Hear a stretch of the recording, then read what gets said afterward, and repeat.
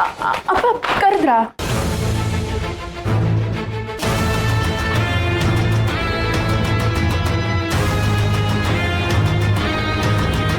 ಶ್ರಾವಣಿ, ನೀನಿಲ್ಲೇ ಇದೆಯಾ? ನೀನು ಸ್ನಾನಕ್ಕೆ ಹೋಗಿದ್ದೀಯಾ ಅನ್ಕೊಂಡೆ ನಾನು. ನಾನು ಅಷ್ಟು ಸುಲಭವಾಗಿ ಯಾರ ಮಾತನ್ನು ತಗೊಳ್ಳಲ್ಲ. ಆದರೆ ಆ ಮಾತಿನಲ್ಲಿರೋ ಭಾವನೆ, ಮಾತುಗಳಿಂದ ಇರೋ ಉದ್ದೇಶ ಇದೆಲ್ಲ ನನಗೆ ಇಷ್ಟ ಆದರೆ ನಾನು ಅಕ್ಸೆಪ್ಟ್ ಮಾಡ್ತೀನಿ.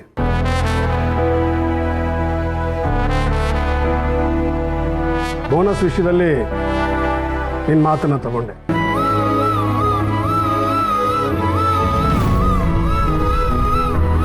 ಈಗ ನಮ್ಮ ಫ್ಯಾಕ್ಟ್ರಿ ವರ್ಕರ್ಸ್ ಮನೆಗಳಲ್ಲೆಲ್ಲ ಸಂತೋಷ ತುಂಬಿ ತುಳುಕ್ತಾ ಇದೆ.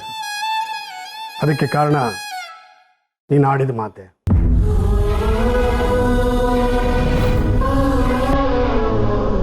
ಅವ್ರ ಸಂತೋಷ ನೋಡಿ ನನಗೂ ತುಂಬ ಖುಷಿಯಾಗಿದೆ.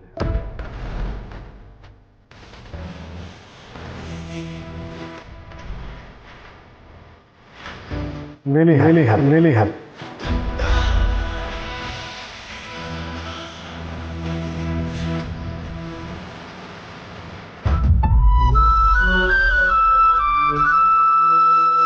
ಒಳ್ಳೆ ಮಾತುಗಳು, ಒಳ್ಳೆ ಆಲೋಚನೆ, ಒಳ್ಳೆ ಕೆಲಸ ಮಾಡೋದಕ್ಕೆ ಸ್ಫೂರ್ತಿಯಾಗುತ್ತೆ. Thank you.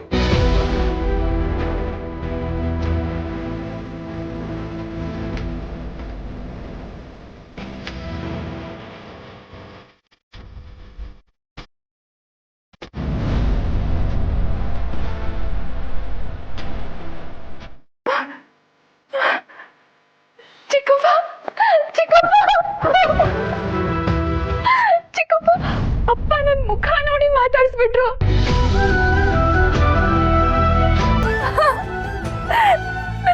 ಥ್ಯಾಂಕ್ಸ್ ಹೇಳ್ಬಿಟ್ರು ಚಿಕ್ಕಪ್ಪ. ನನ್ನ ಸ್ವರ್ಗದಲ್ಲಿದ್ದೀನಿ ಅನ್ಸ್ತಿದೆ ಚಿಕ್ಕಪ್ಪ. ಪುಟ, ಇನ್ಮೇಲೆ ಎಲ್ಲ ಒಳ್ಳೇದೇ ಆಗುತ್ತೆ.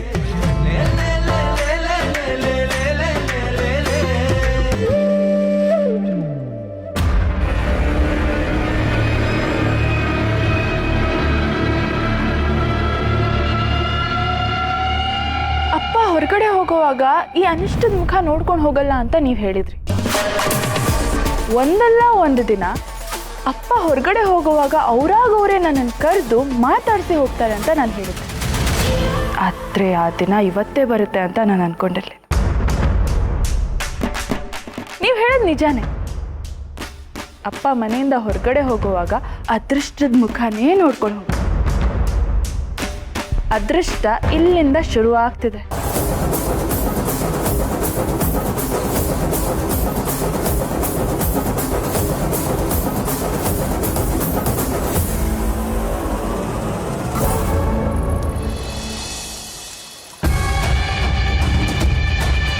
ಇಲ್ಲ, ಸರಿ ಹೋಗ್ತಿಲ್ಲ. ಅವಳು ಮಿತಿ ಮೀರಿ ಹೋಗ್ತಿದ್ದಾಳೆ. ಅಪ್ಪ ಮಗಳನ್ನ ದೂರ ಮಾಡಬೇಕು ಅಂತ ನಾವು ಅನ್ಕೊಂಡ್ರೆ ಅವರಿಬ್ರು ಹತ್ರ ಆಗ್ತಿದ್ದಾರೆ. ಅದಕ್ಕೆ ಆ ಶ್ರಾವಣಿ ನನಗೆ ಎದುರುತ್ರ ಕೊಟ್ಟು ಮೆರೀತಿದ್ದಾಳೆ. ಏನಾಯ್ತು ಮಾಮ್? ಅವ್ರ ಬಗ್ಗೆ ಕೋಪ ಮಾಡ್ಕೋಬಾರ್ದು, ಆವೇಶ ಪಡಬಾರ್ದು ಅಂತ ನೀನೇ ಹೇಳಿ ಯಾಕೆ ಈ ರೀತಿ ಆಡ್ತಿದ್ಯಾ? ಇಲ್ಲ ಮಾಡಿ, ಇದೆಲ್ಲ ಯಾಕೋ ಸರಿ ಹೋಗ್ತಿಲ್ಲ. ಆ ವೀರುನು ಅದೇ ಥರ ಆಡ್ತಿದ್ದಾನೆ. ಅವನು ಶ್ರಾವಣಿ ವಿಷಯದಲ್ಲಿ ಸಾಫ್ಟ್ ಆಗ್ತಿದ್ದಾನ ಅಂತ ನನ್ಗೆ ಅನ್ನಿಸ್ತಾ ಇದೆ. ಹಾಗೆಲ್ಲ ಏನೂ ಇಲ್ಲ ಮಾಮ್, ಕೋಇನ್ಸಿಡೆನ್ಸ್ ಅಷ್ಟೇ.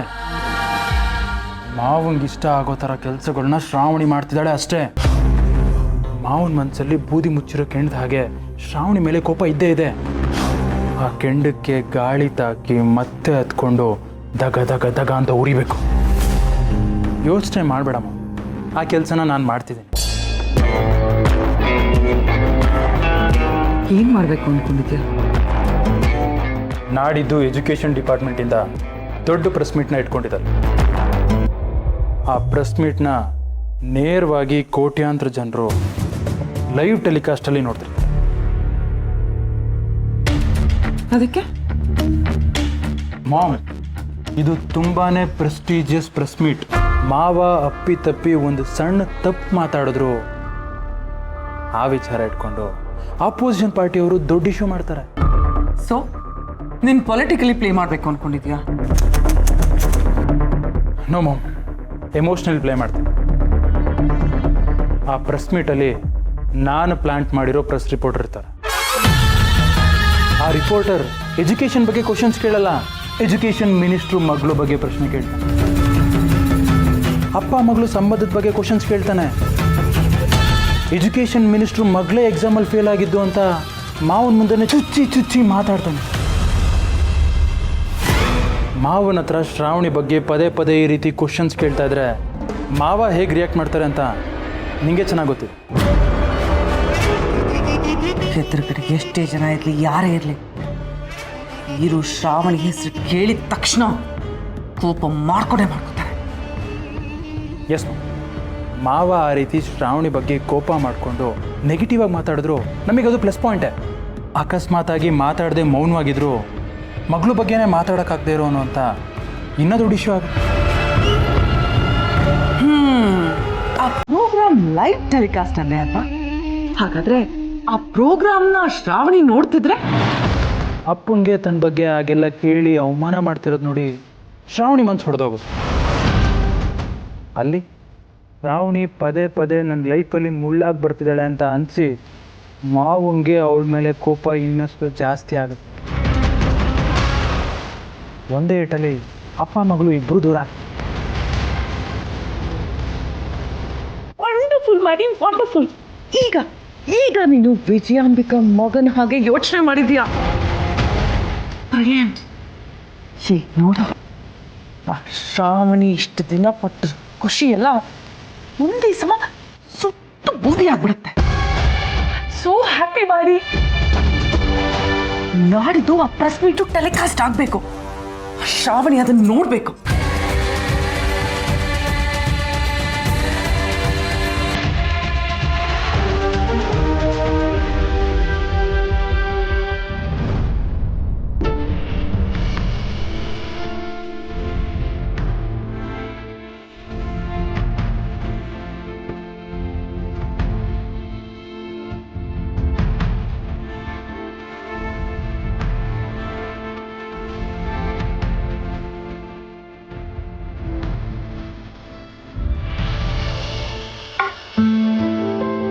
ಏನಿದು ಶ್ರಾವಣಿ? ಚಿಕ್ಕಮ್ಮ ಇಲ್ಲಿ ನೋಡಿ, ಇದೆಲ್ಲ ಅಪ್ಪ ನನಗೆ ಹತ್ರ ಆಗ್ತಿದ್ದಾರೆ ಅಂತ ಅನಿಸ್ದಾಗೆಲ್ಲ ಇದನ್ನೆಲ್ಲ ಯಾವತ್ತು ಏನೇನಾಗಿದೆ ಅಂತ ಮಾಡಿ ಇಟ್ಕೋತಾ ಇದ್ದೀನಿ.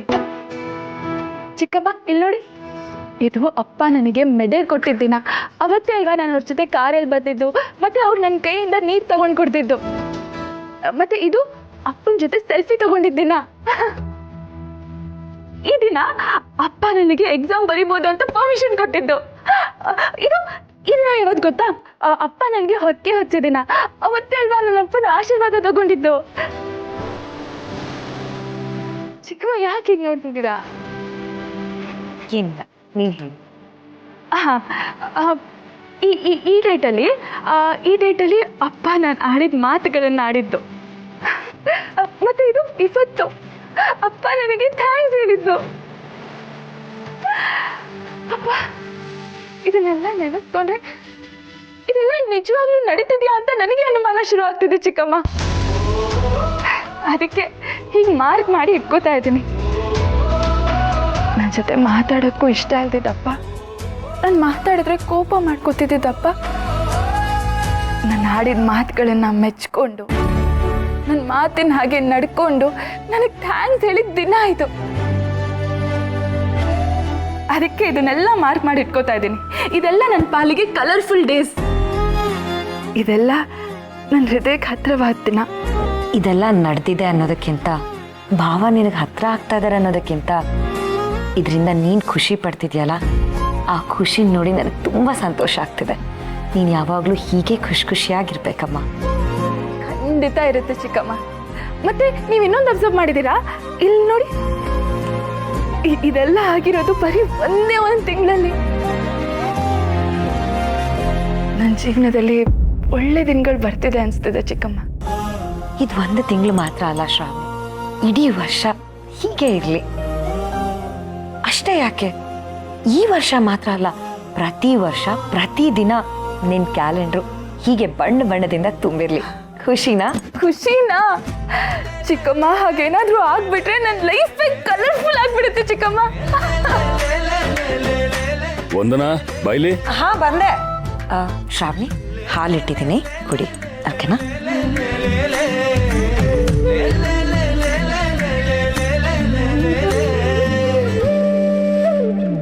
ಇದನ್ನೆಲ್ಲ ಚಿಕ್ಕಮ್ಮನ ಹತ್ರ ಹೇಳ್ಕೊಂಡಿರೋದಕ್ಕೆ ಇಷ್ಟೊಂದು ಖುಷಿ ಆಗ್ತಿದೆ.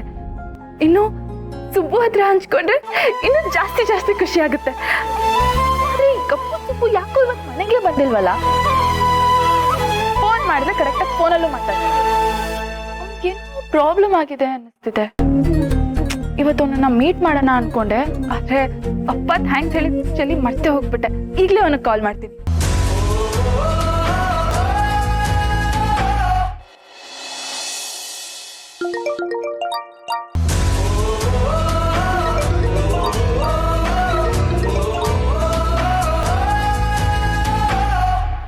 ಹೇಳಿ ಮೇಡಮ್. ಏನ್ ಸುಬ್ಬು, ನಿನ್ ವಾಯ್ಸ್ ಒಂಥರ ಇದೆ, ಮಲ್ಗಿದ್ಯಾ? ಇಲ್ಲ ಮೇಡಮ್, ಮಲಗಿಲ್ಲ. ಹೇಳಿ, ಏನು ವಿಷಯ? ಸುಬ್ಬು, ಇವತ್ತು ಏನಾಯ್ತು ಅಂತ ಗೊತ್ತಾ? ಬೋನಸ್ ವಿಷಯದಲ್ಲಿ ನಿನ್ನ ಮಾತನ್ನು ತಗೊಂಡೆ. ಒಳ್ಳೆ ಮಾತುಗಳು, ಒಳ್ಳೆ ಆಲೋಚನೆ, ಒಳ್ಳೆ ಕೆಲಸ ಮಾಡೋದಕ್ಕೆ ಸ್ಫೂರ್ತಿಯಾಗುತ್ತೆ. Thank you. ನಾನು ಹೇಳಿಲ್ವಾ ಮೇಡಮ್, ದಿನ ಕಳೀತಾ ಕಳೀತಾ ಯಜಮಾನ್ರು ಒಂದೊಂದೇ ಹೆಜ್ಜೆ ಇಡ್ತಾ ನಿಮ್ಗೆ ಹತ್ರ ಆಗ್ತಿದ್ದಾರೆ ಅಂತ. ನೋಡ್ತಾ ಇರಿ, ಯಜಮಾನ್ರು ನನ್ನ ಮಗಳು ಅಂತ ಹೆಮ್ಮೆಯಿಂದ ಹೇಳ್ಕೊಂತಾರೆ ಒಂದು ಸ್ವಲ್ಪ ದಿನದಲ್ಲಿ. ಹೌದಾ? ಇನ್ ಸ್ವಲ್ಪ ದಿನ ಅಂದ್ರೆ ಒಂದು 2 ತಿಂಗಳಲ್ಲಿ. ಇನ್ 2 ತಿಂಗಳಲ್ಲ?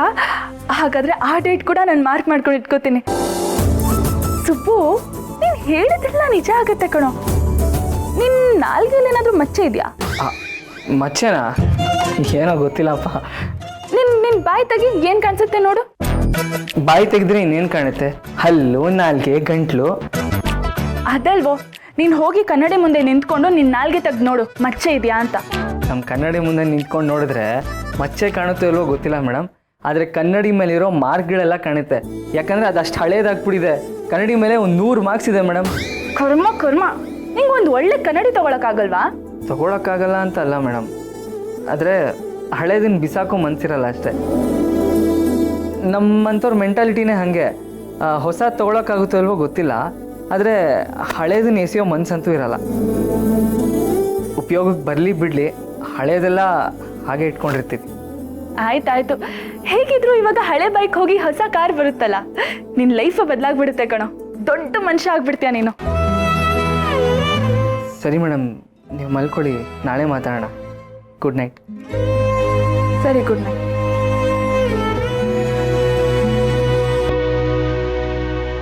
ಏನಾಗಿದೆ ಇವನಿಗೆ? ಎಲ್ಲೋ ಏನೋ ಮಿಸ್ ಹೊಡಿತಿದ್ಯಲ್ಲ.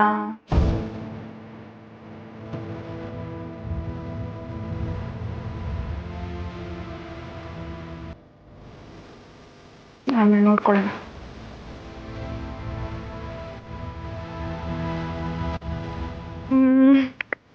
ಇನ್ನೂ 2 ತಿಂಗಳಂದ್ರೆ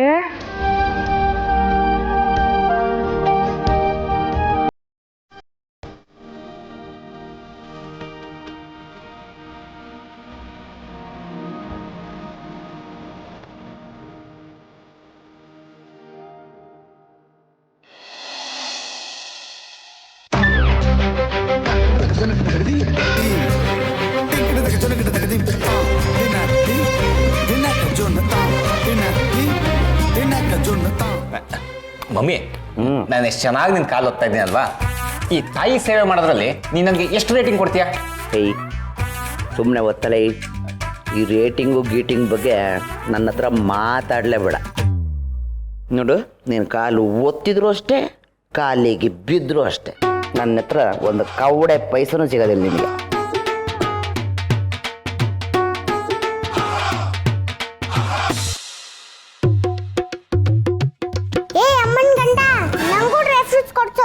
ಅಯ್ಯೋ ನೋಡು, ಮೊಸಳೆ ಬಾಯಿಂದ ಏನಾರ ಕಿತ್ಕೊಂಡ್ಬಿಡ್ಬೋದು, ಆದ್ರೆ ನಮ್ಮ ಅಮ್ಮನ ಹತ್ರ ನೀನ್ ಏನು ಇಸ್ಕೊಳಕ್ ಸಾಧ್ಯನೇ ಇಲ್ಲ. ಹೇಗಿದ್ರು ನಿನ್ಗೆ ಅವ್ರ ಅಜ್ಜಿ, ನೀನೇ ಕೇಳ್ಕೊ.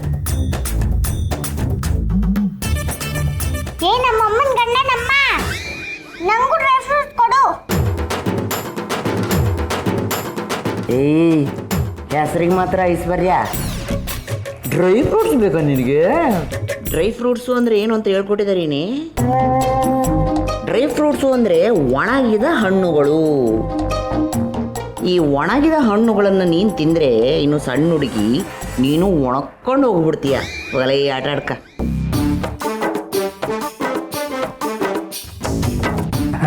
ಬೀಗ್ರೆ ಪಾಪ ಆಡೋ ಮಗು ಕೇಳ್ತಾ ಇದೆ, ಕೊಡಿ.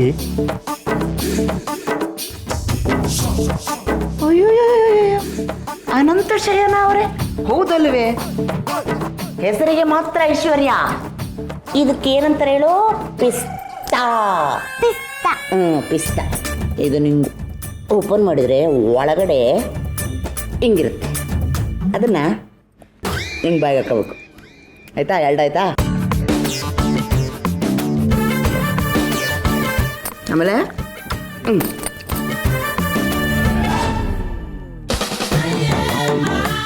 ಈಗ ಆರಾಯ್ತು. ಇದು ನಿಂಗೆ ಕುಲುಕಿ ಹಿಂಗೆ ಬೆಟ್ಟ ಅಂದರೆ 6 ಕಾರ್ ಬಿತ್ತಲ್ಲ. 1 2 3 4 5 6.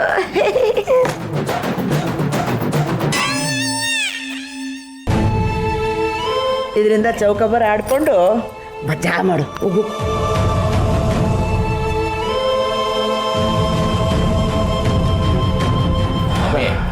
ಮಗು ಡ್ರೈ ಫ್ರೂಟ್ಸ್ ಕೇಳಿದ್ರೆ ನೀನು ಬರೀ ಸಿಪ್ಪೆ ಕೊಡ್ತೀಯಾ?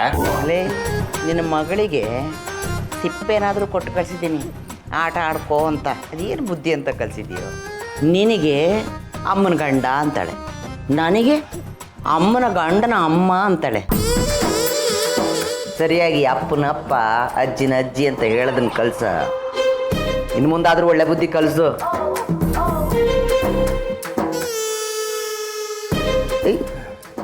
ಏನ್ ಮಾಡೋದು ಮಮ್ಮಿ, ಈಗ ಎಜುಕೇಶನ್ ಸಿಕ್ಕಾಪಟ್ಟೆ ಕಾಸ್ಟ್ಲಿ ಆಗೋಗಿದೆ. ಮಾತ್ರ ಕೋಟಿನೇ ಕೇಳ್ತಾರೆ. ನಮಗ್ ಮಾತ್ರ ಬಿಟ್ಟು ಸಲಹೆ ಕೊಡ್ತಾರೆ, ಮಕ್ಳನ್ನ ಚೆನ್ನಾಗಿ ಓದಿಸಿ ಅಂತ. ಇನ್ನೂ 1-4 ಕಾಸು ನನಗೆ ಕೊಟ್ರೆ ಮಗಳಿಗೆ ಒಳ್ಳೆ ಬುದ್ಧಿ ಕಲಿಸ್ತಾ ಇದ್ದೆ. ಬೇಡ ಬಿಡು, ಬುದ್ಧಿ ಕಲಿಸೋದೇನು ಬೇಡ. ಬುದ್ಧಿ ಇಲ್ದೇನೋ ಬದುಕ್ಬೋದು. ಹೌದಾ? ಅದೇಗೆ? ನೀನು ಬದುಕ್ತಿಲ್ವೇನೋ ಈಗ?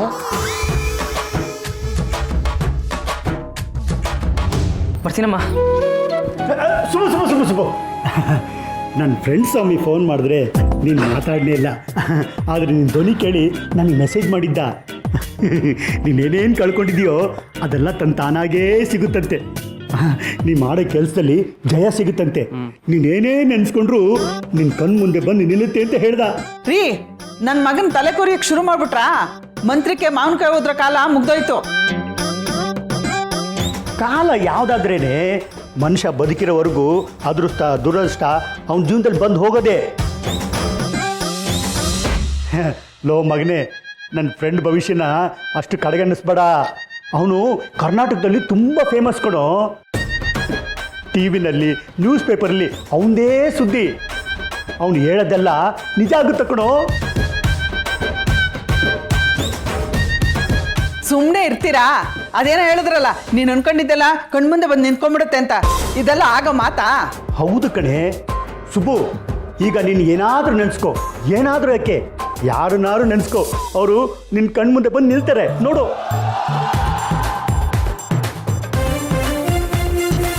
ಇವೆಲ್ಲ ಬೇಕೇನಪ್ಪ? ಬೇಕು ಮಗನೇ. ನಿಮ್ಮ ಅಮ್ಮನಿಗೆ ನನ್ನ ಪಂಚಾಂಗದ ಬಗ್ಗೆ, ಜ್ಯೋತಿಷದ ಬಗ್ಗೆ ನಂಬಿಕೆ ಬರಬೇಕು ಅಂದರೆ ಇದೆಲ್ಲ ಬೇಕು. ನೀನು ನೆನೆಸ್ಕೋ ಮಗನೇ. ನೀನು ನೆನೆಸ್ಕೋ ಅಂದರೆ ಬೇರೆ ಊರಲ್ಲಿ, ಬೇರೆ ದೇಶದಲ್ಲಿ ಇರೋರಲ್ಲ, ಇದೇ ಊರಿನವರು. ನಿನಗೆ ಗೊತ್ತಿರೋರು ಯಾರು ಇದ್ದರೆ ನೆನೆಸ್ಕೋ. ಅವ್ರೇನಾದರೂ ನಿನ್ನ ಮುಂದೆ ಬಂದು ಕಾಣಿಸ್ಕೊಂಡ್ರೆ ನನ್ನ ಫ್ರೆಂಡ್ ಹೇಳಿದ್ದು ನಿಜ, ಇಲ್ಲ ಅಂದರೆ ಇಲ್ಲ.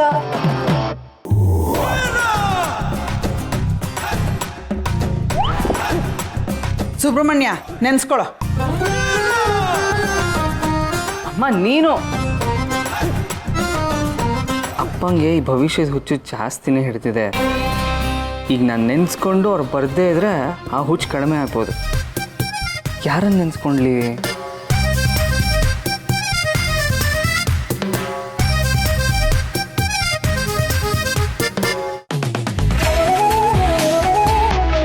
ಇಲ್ಲ ಇಲ್ಲ, ಅವರು ಬೇಡ, ಬೇರೆ ಯಾರನ್ನು ನೆನೆಸ್ಕೊಳ್ಳಿ?